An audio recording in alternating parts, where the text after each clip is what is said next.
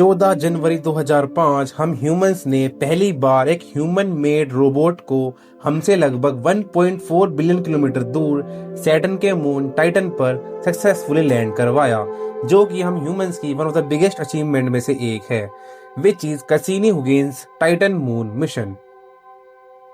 15 अक्टूबर 1997 को कैसिनी-हुगिन्स mission launch होता है। इस मिशन में मेनली दो स्पेस एजेंसी इन्वॉल्व थी, एक नासा, दूसरी यूरोप स्पेस एजेंसी। देखो, जो मेनली लैंडिंग वाले मिशन होते हैं ना, इसमें दो इंस्ट्रूमेंट इन्वॉल्व होते हैं, एक जो स्पेस क्राफ्ट को लेकर जाता है, ट्रैवलिंग करता है, और दूसरा जो लैंड करता है।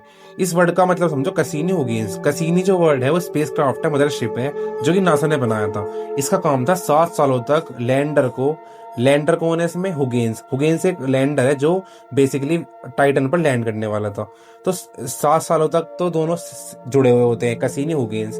तो 7 सालों बाद, जब 7 साल का ट्रेवलिंग टाइम था मतलब इसमें, और जब ये फाइनली टाइटन पर पहुंच जाता तो वहां पर वो हुगिन्स जो है वो उससे अलग होकर लैंडिंग हो जाता है। ठीक है, तो कैसिनी बनाया था नासा ने, और हुगिन्स जो लैंडर था वो बनाया था यूरोप स्पेस एजेंसी ने।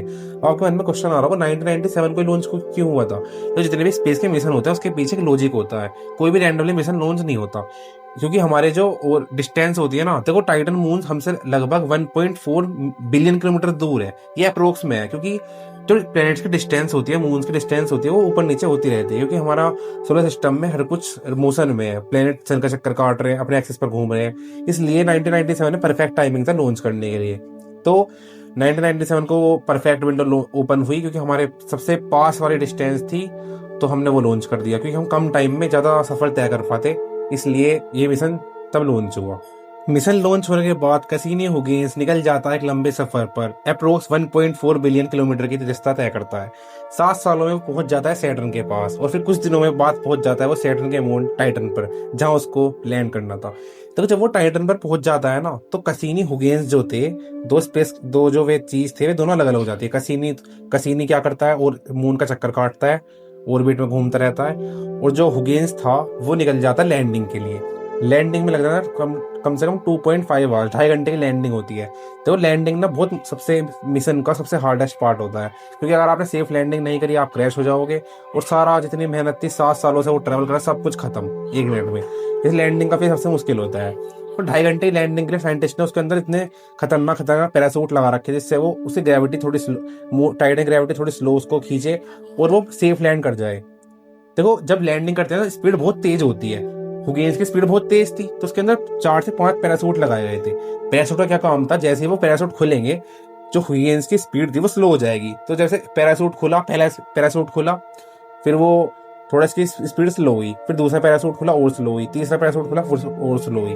उसके बाद फाइनली पैरासूट खुलकर वो जब इसकी स्पीड स्लो हो गई, तब वो जाकर वहां पर लैंड हो गया। और जैसे वो लैंड हुआ, ह्यूमंस ने बिगेस्ट अचीवमेंट अचीव कर ली, क्योंकि ये पहली बार था हमने अपने आउटर सोलर सिस्टम में कोई ह्यूमन मेड ऑब्जेक्ट को लैंड करवाया था। और वो आज भी वहां पर, अभी भी वहां पर हुगिन्स जो है वहां पर है, मतलब टाइटन की जमीन पर ह्यूमैनिटी का अभी भी एक निशान है। ठीक है, देखो लेंड होने के बाद टाइटन क्या नाम है उसका, हुगिन्स ने हमें पिक्चर से भेजी, आप ये पिक्चर देख सकते हो।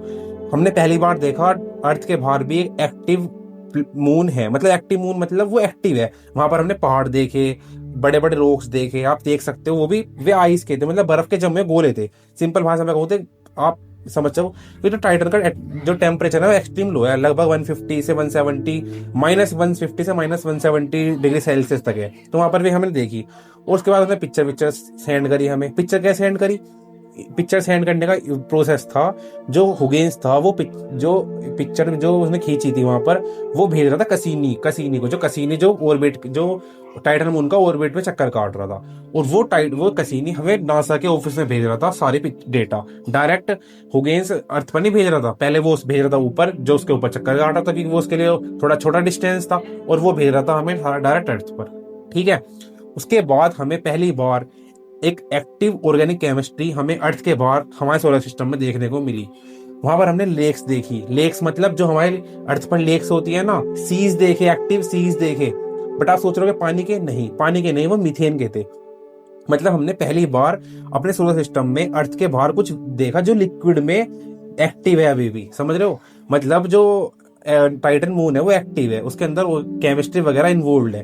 तो साइंटिस्ट को क्या लगता है, जो वो जो टाइटन मून है ना, वो अगर वहां पर वियर्ड लाइफ हुई तो अभी तक लाइफ का एविडेंस हमें वहां नहीं मिला। लेकिन अगर कोई वियर्ड लाइफ का मतलब होता है जो हमारी तरह ऑक्सीजन का यूज नहीं करता हो या हमारी तरह पानी ना पीता हो। मतलब समझ, लाइफ से कैसी भी हो सकती है, उसे जरूरी थोड़ी हम पानी पीता हो। देखो हम लाइफ सोचते हैं अर्थ के पर्सपेक्टिव से, क्योंकि हम सब पानी पीते हैं, सांस लेते हैं, क्या पता वे वहां पर मीथेन से अपनी जिंदगी जी लेता हो और वहां पर खा लेता हो।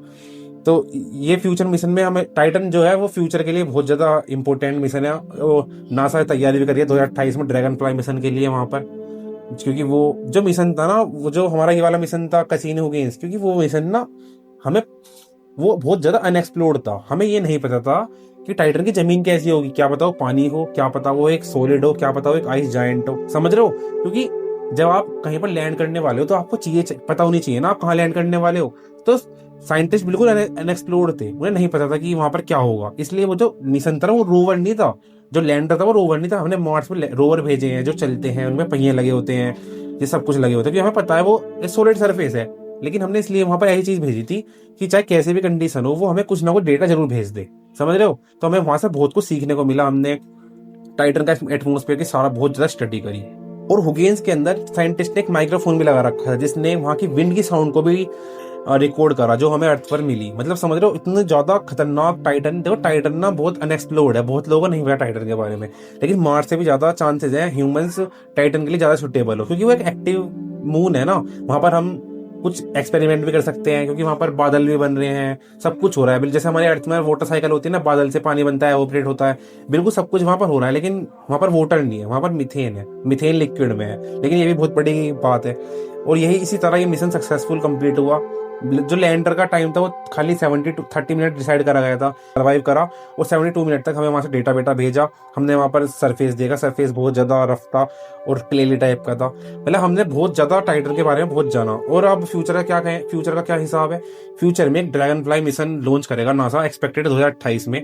वो एक कार जितनी, जैसे एक कार का साइज होता है उसके साइज का एक रोबोट होगा, वो फ्लाई भी करेगा और वहां पर अलग अलग जगह पर स्पेस मतलब हमें भेजेगा भी।